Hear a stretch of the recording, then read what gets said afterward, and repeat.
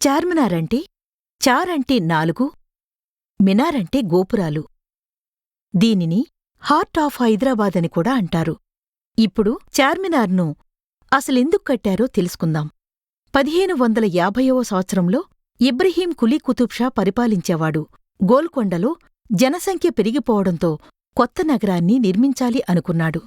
కొత్త నగరాన్ని design చేయటానికై Iran నుండి మీర్ మొమిన్ అస్త్రాబాదీ అనే ప్రసిద్ధ ఆర్కిటెక్టును ఆహ్వానించారు. ఆయన 3 సంవత్సరాలు పరిశీలించి రాజుకు నగర నిర్మాణ పథకాన్ని వివరించాడు. రాజుకు నచ్చడంతో వెంటనే పనులను ప్రారంభించమని ఆదేశించాడు. కొన్ని రోజుల తర్వాత ఇబ్రహీం కులీ కుతుబ్ షా మరణించాడు. ఆ తర్వాత అతని కుమారుడు సుల్తాన్ మహ్మద్ కులీ కుతుబ్ షా రాజయ్యాడు. తన తండ్రి ప్రారంభించిన నగర నిర్మాణ పనులను పూర్తి చేయాలని నిర్ణయించుకున్నాడు. అప్పుడు హైదరాబాదులో ప్లేగు అనే మహమ్మారి వ్యాపించి ఎన్నో ప్రాణాలు బలైపోయాయి. ఈ పరిస్థితిని చూసిన రాజు ఈ వ్యాధి తగ్గితే దేవుడికి కృతజ్ఞతగా ఒక మసీదు కట్టిస్తాను అని మొక్కాడు. 1591లో ప్లేగు వ్యాధి తగ్గిపోయింది.